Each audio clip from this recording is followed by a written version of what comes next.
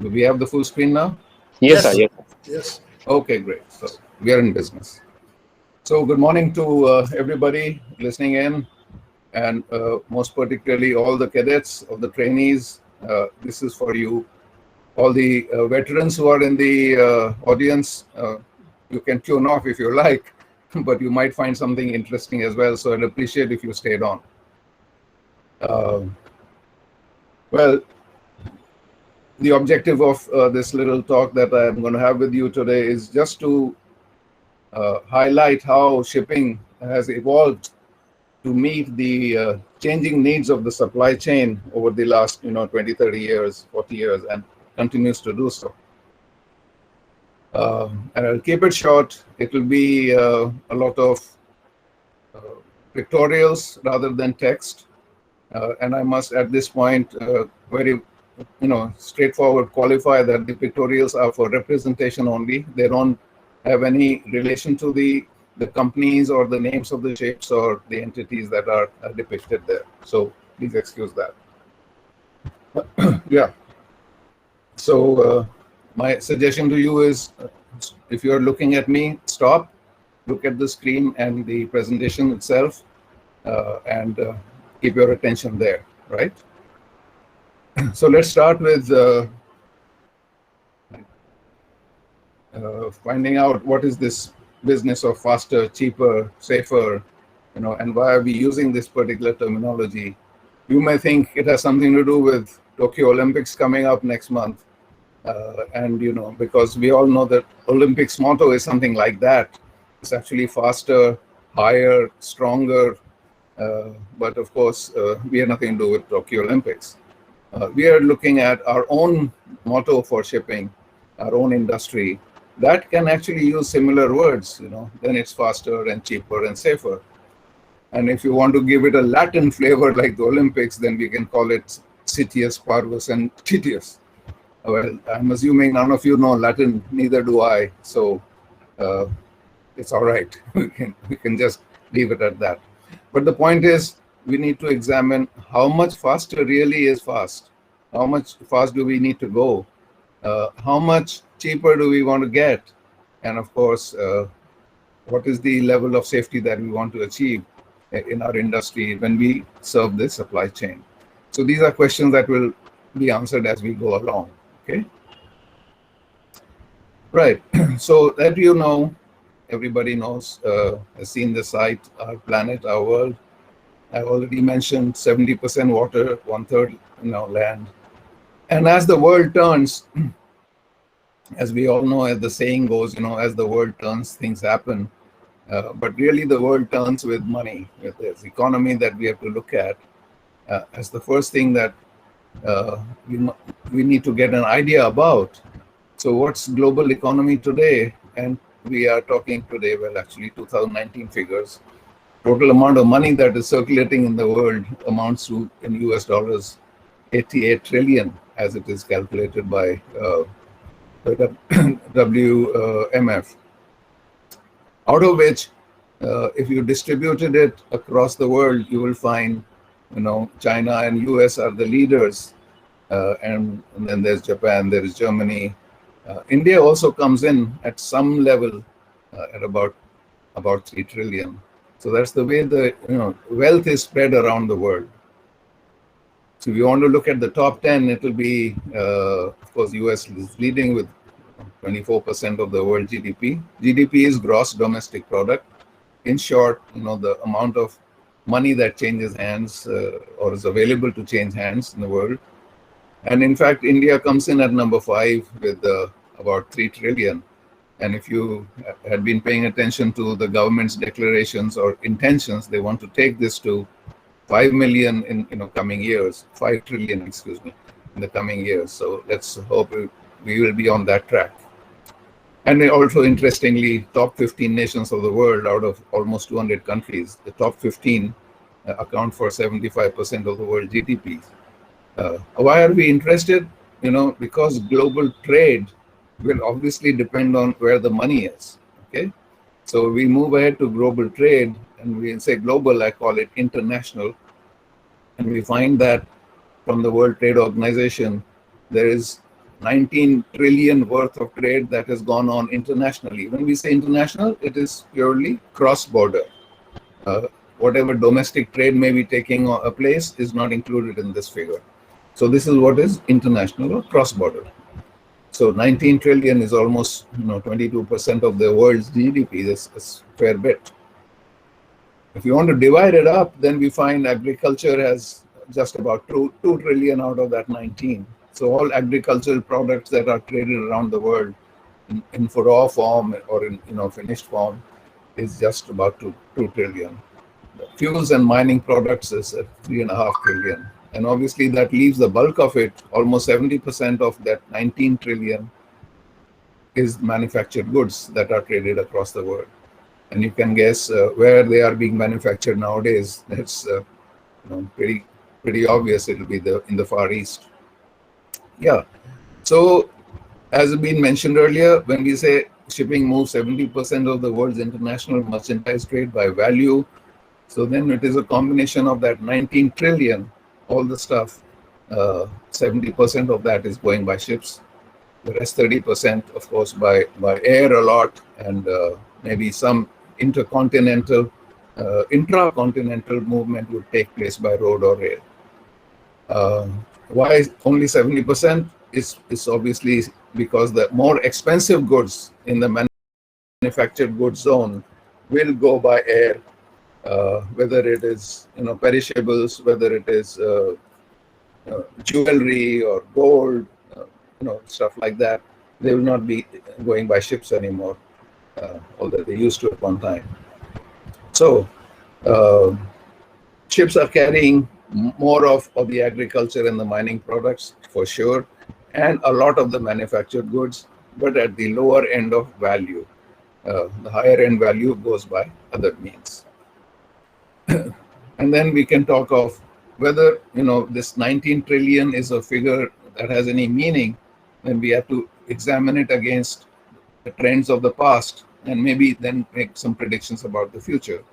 So the trends of the past tell us that this 19 trillion has been kind of steady over the last 10 years or so, but in the last year or two we are seeing some dip. Obviously, the effects of COVID and whatever else is going to impact the amount of trade that is moving.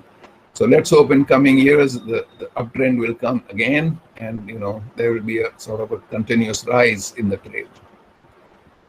And why are we interested in that? Because of course, shipping as a service is being used to facilitate that trade. You may ask the question whether it is trade first and shipping second, or whether it is shipping first and trade second. That means, does trade exist because of shipping, or does shipping exist because of trade?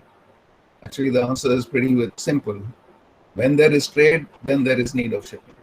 So we are a service, and when we are talking of as a commercial service, we are a part of that 5.9 trillion of international services that are delivered annually.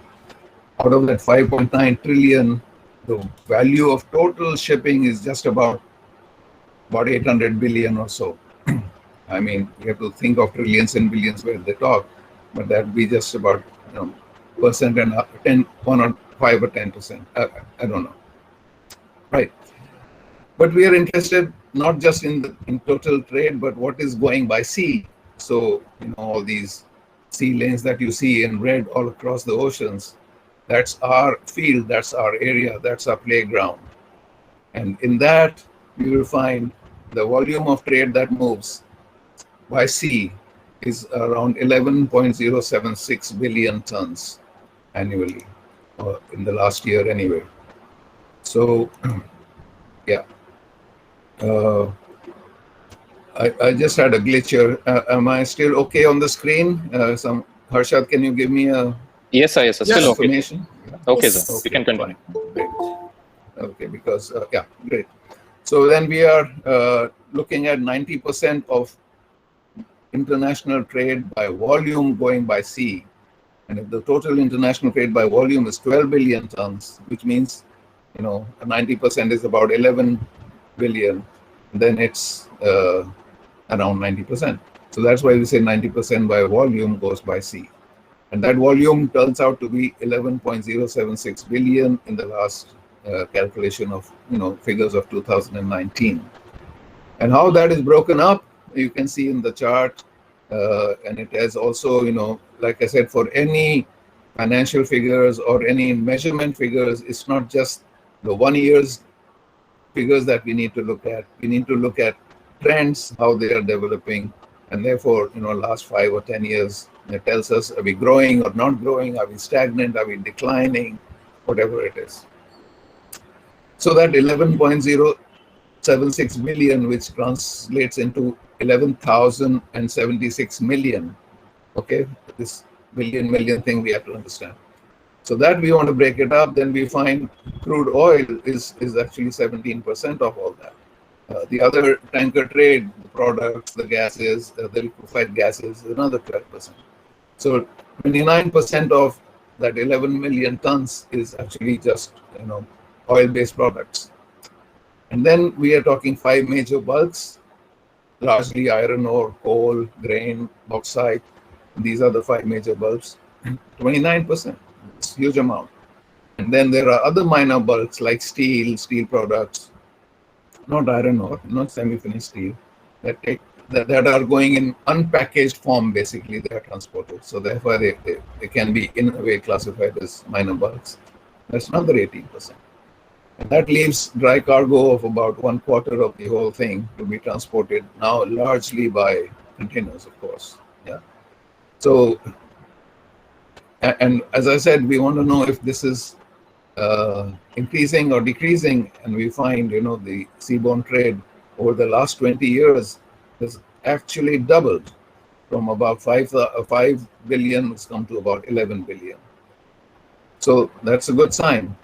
On the other hand, in the recent years, the growth has actually stalled. We're not really getting much growth. From 2018-19, line is going pretty flat. And we might actually see a dip when the 2020 figures come in. It's going to be less for sure. But overall, in the longer term, it's a 3% growth, it's a slow growth. So we can take some comfort from that shipping is going to stay. It's not going to go away anywhere. Right. So all that cargo that is moving has to be moved by obviously ships. So we are also interested in knowing what sort of capacity is available in the world fleet to move all that 11 billion tons. And we find that cargo carrying ships generally of 1,000 gross tons or more, they are not 98,000. They are more like about 54,000 now. This 98,000 includes much smaller ships of 100 GRT. But the more important part is that the total carrying capacity of all the world fleet is 2 billion tons. And you may wonder, of course, we have 11 billion tons moving in a capacity of 2 billion. So how is that possible in 1 year? The answer is very simple. Each of the ships are loading and unloading full load on an average 5 to 6 times, so that the 2 billion ton fleet can actually move 11 billion tons cargo in a year. Right. So we can also see some fleet characteristics. We find bulk carriers and containers and tankers are generally quite young. On an average fleet age of 9 or 10 years is not bad. It's fairly young. But look at the general cargo ships. We have an average age of 20 years. It tells us that general cargo ships are on the way out now, more or less. Newer ships are not being built.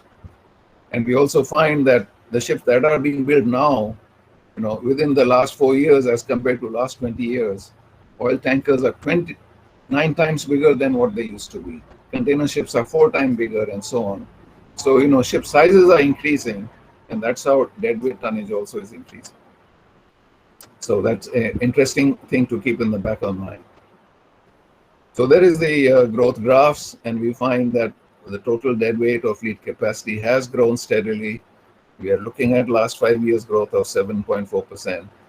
And future growth is also projected by the way the new buildings are there on order. the amount of ships that may be recycled. So there is the plus over here, there's the minus over here, and the net, we are looking at a projected growth of 6.4% in the total fleet.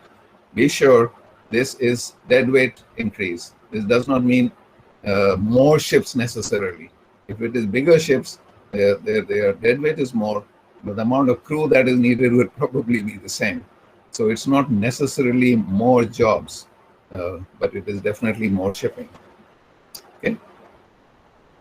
So now we come to, we've dealt with the trade part. We come to the business models. And we need to talk about Industry 3.0 because that's where we are today, well, as far as shipping goes. But just to know what means Industry 3.0, then you may be familiar with the terms Industry 1.0. That's going back to when mechanization started with steam power. Industry 2.0 is when assembly line productions, electrical energy took over. And from 3.0, we are talking from say 1970 onwards, when we have the introduction of computers and automation and electronics. That's where we are in our industry right now, or we are not yet moved ahead, but we are trying to do that. So we call Industry 3.0 as the computer age, because that's computers came and changed the way business was done. And due to that, a lot of changes took place in the geopolitical environment. Trade barriers are broken. WTO came into the picture. You could move goods around the world. There was a lot more competition with that. And technologies changed the practices. So manufacturing moved to maybe, eastern regions where cost was lower. That meant more shipments of raw materials from one place and then manufactured goods going back to the markets and so on. And therefore comes this word supply chain management. It started gaining prominence over there. And then we have some new buzzwords here: JIT, just in time, ERP, enterprise resource planning, logistics, and so on. People are talking this language now. And then there's a lot more focus on efficiency, how we are utilizing our capacity as an industry, not shipping, as the people who are manufacturing, people who are selling goods, and so on. Quality control, inventory management. Bottom line was the main thing. Now, Industry 4.0 has arrived, which is basically the cyberspace age, we can call it. But that doesn't change anything as far as the movement of goods is concerned. Goods still have to move. There are peripheral systems that will change. The cyber world will play a big role in that. But the goods still have to move. Okay. So therefore, the supply chain that we talk about, well, let's understand what's quickly supply chain. It's initially just the origin to destination kind of movement from the pickup point. Wait a minute. All right. Sorry.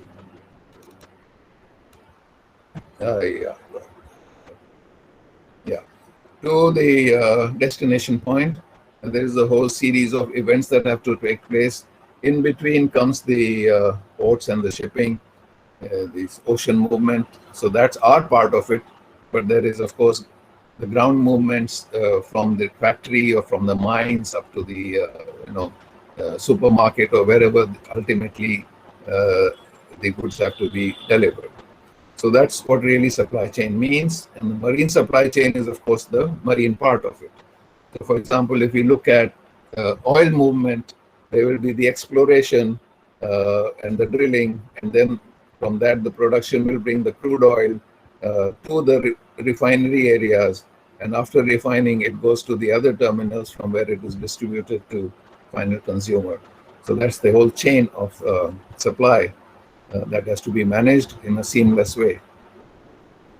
So now we are talking business practices. They will focus on that money, how much money will be needed for the goods to move.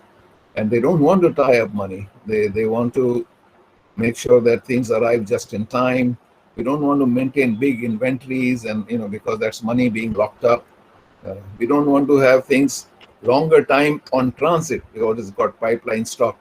Because if you load a ship with 100,000 tons of material and then it's taking 2 months to reach the destination, it's 2 months worth of 100,000 tons of coal or whatever being locked up in money. It's not serving any purpose to anybody. So time to market is, when you are done with your manufactured goods, you need to place them to the consumer. They need to go fast. That's time to market. Those are words that we are seeing now in this supply chain business. So door-to-door transit time, parcel sizes, how big the parcel should be. Parcel means not little box, but the total amount of goods that need to be moved in one go. So 30,000 tons is a parcel size. 100,000 tons is a parcel size. Yeah, well, 20 tons is a parcel size. So it depends on what you're moving and how you may gain from economies of scale if you make the parcels bigger or not. So both ways, there's a lot of work to be done in making sure that you optimize and gain efficiencies. So efficiencies are measured. The speed is the first one, obvious one. How much time for transit? We don't want ships waiting and delaying cargoes. Deliveries must be made on time as promised. Quality. Of course, when we say quality, we are talking as far as the shipment goes, that the goods should arrive in the way that they were first loaded. There should be no damage, there should be no contamination, and obviously no loss. So if that is not happening, then we can say, transportation is quality transportation. And ultimately cost. So how much does all that cost? Both in terms of freight rates, what are being charged by the ship, and handling of the cargoes at both ends in the ports and was all of that. So shipping has, of course, responded to these demands of the supply chain with newer technologies. Containerization is a great example of that, how that has taken care of a lot of these door-to-door and transit time to market, and even from the quality side, avoiding loss or damage, particularly avoiding pilferage, avoiding theft. A lot of that has been taken care by containerization. So let's see what are the transportation changes that have been coming in. We have, over the last 30-40 years, we are looking at ships which are newer design ships for dedicated cargoes. This is important. And there's more diversity in ship sizes. It's not just one standard size. You can see a large variety in sizes. Of course, containerization we talked about. On the shore side, packaging and unitizing of cargoes has changed so that they can be handled more efficiently.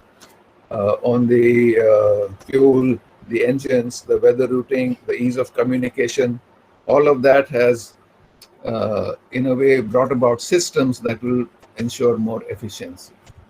Okay.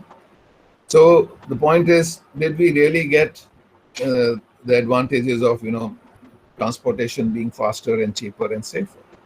So let's take a look at things. Maybe come to some conclusions at the end. So you see the ship. I put it up only because of sentimental value. This was my first ship when I joined sea in 1973. A general cargo ship. LOLO stands for lift on, lift off. Everything that had to be loaded had to be lifted in and then lifted off. So LOLO ships.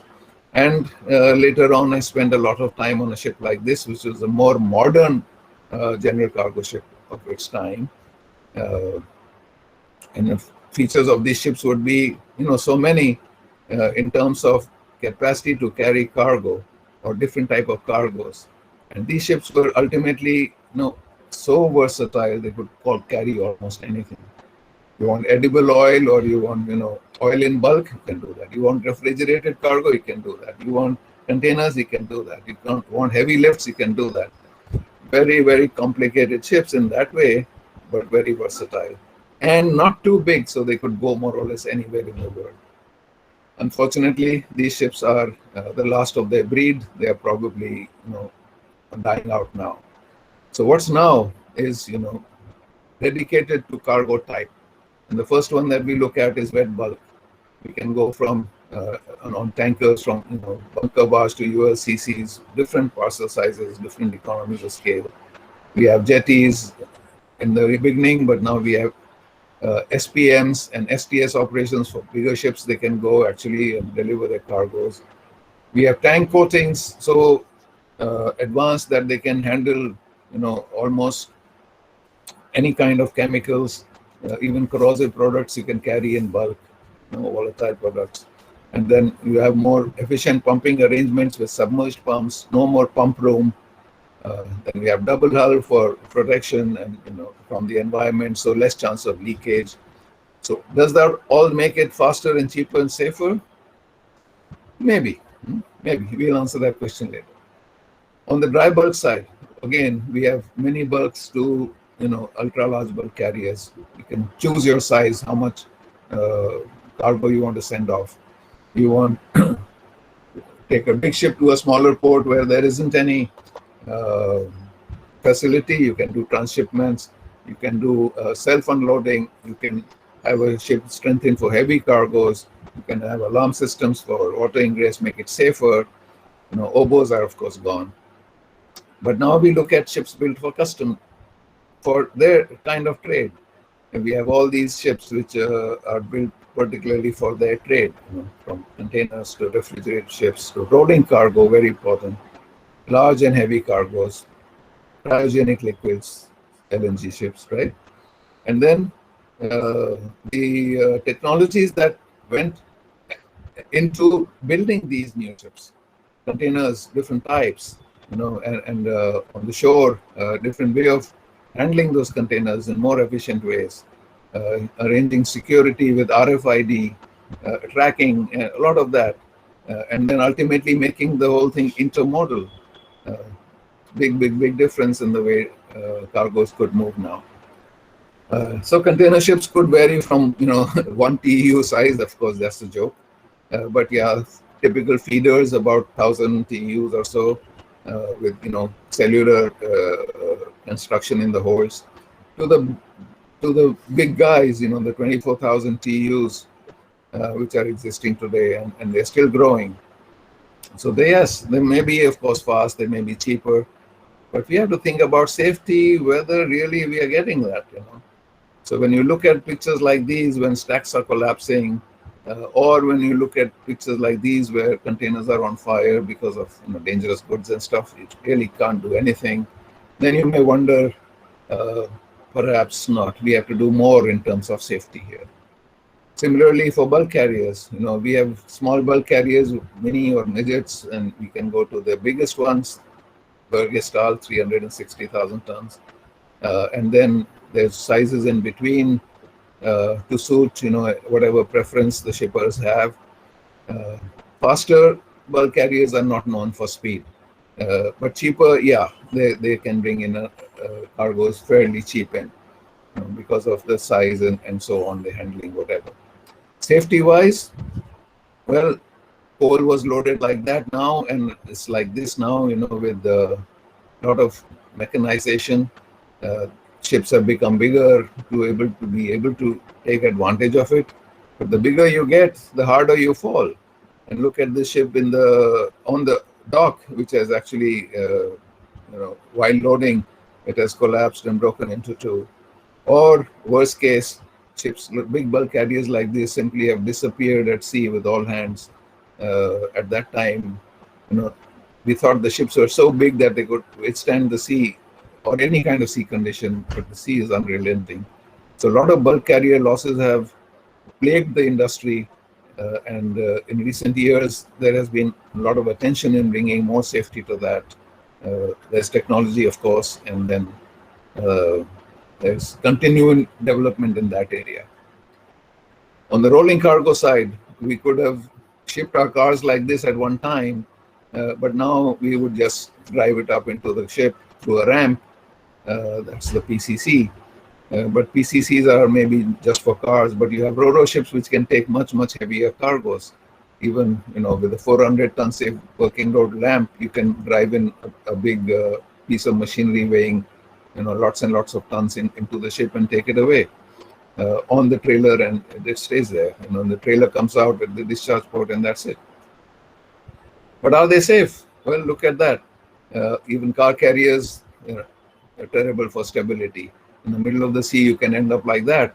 Or even if you just sailed out from a port, as you are taking a turn in the channel, you could heel over if your stability isn't good. And the cargo inside is just all smashed up, of course. Worst case, you could just sink. And this particular ship with the collision in the English Channel, the hull was punctured, and it didn't take long for the ship to just turn over and sink. So there's the downside of the car carrier construction is that you don't have that much protection against free surface and so on. On LNG carriers, though, there is a lot more advancement. There is the membrane type and the MOS type that we know. These are really great technological advancements. And you could marvel at the way a 2 millimeter thick inward sheeting can actually hold tons and tons of liquid natural gas. And all that can be controlled by clicks of buttons in a control room. It's amazing. So what has not changed, of course, is there's something that not changed. And look at this ship, what we call a Volvo ship as a joke. Volvo being walk on, walk off. And I'm not talking about passengers here. Well, I'm talking about passengers, but not the two-legged passengers. It's the four-legged passengers, those which look like this. Yes, I've actually served 2 years on these ships, so I know all about them in that sense. There we are with, the sheep going up the ramp and onto the various decks from one deck to the other. Oops. Yeah. And you may wonder what technology is involved to enable the ships to go up, to the sheep to go up on the ship's decks on their own. I will tell you that there is a technology, but it is a secret. I would not like to reveal right now because I might get into trouble. So, yeah, it has to do with sheep following each other. That's all I can say right now. Right. So after looking at all that, what do we think about this faster, safer, and cheaper? So we do know supply chains have become lean and mean.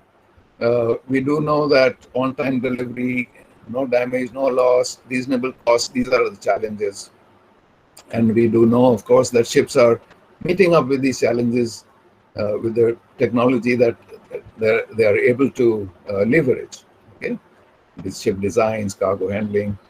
But we also know that higher technology gives us gains, but it comes with higher risks. And there seems to be, in general, not just shipping, but everywhere, a tendency to accept or at least to tolerate higher levels of risk because the gains are so many. But for us, particularly for shippies like us, we have to think of more on the safety side. And therefore, we would like technology to focus more on improving that safety, which is happening. It's not that it's not, okay? So yeah, speed, quality, cost, all of that has to be balanced, sure. But, safety is something we should not be compromising. So it's nicely said by a Nobel laureate, Mr. Christian Luz Lange from Norway, that technology is a useful servant, but a dangerous master. So you have to see that you control it well, so that it doesn't make it too risky or dangerous for you. And last, where do we go from here? Of course, we go to Industry 4.0, which is already there, and the maritime industry has to be very much a part of this, both from the ships and the port side, of course. But it is more to do with digital technology, whereas our shipping world is a physical world. Goods have to move in a physical form. And therefore, what we will see happening or are seeing happening is the combination of the digital and the physical worlds as far as shipping goes. And in addition, we are looking at environmental issues. We are looking at carbon footprints. Even I'm talking about from the supply chain side, they want to know how can we reduce our carbon footprint and so on. And then there are new markets which are opening. So as the geopolitical environment changes, countries philosophies change, governments change, and economies changing. So supply chains will continue, and they will continue to sort of factor in these changes. They will also adapt, and shipping will, of course, be directly impacted. So new technologies will certainly involve to service those supply chains. So for us, for you cadets who are going out in coming years, actually, you don't have to be ready for change. It is those who are already out there that need to be ready for change. You will be already facing the change that is taking place. But still, there is change to come in the years. So the advice is keep calm and embrace the technology that you're going to have. Okay. So thank you very much. I wish you all smooth sailing when you get out to sea. Always stay safe and take care. Bye.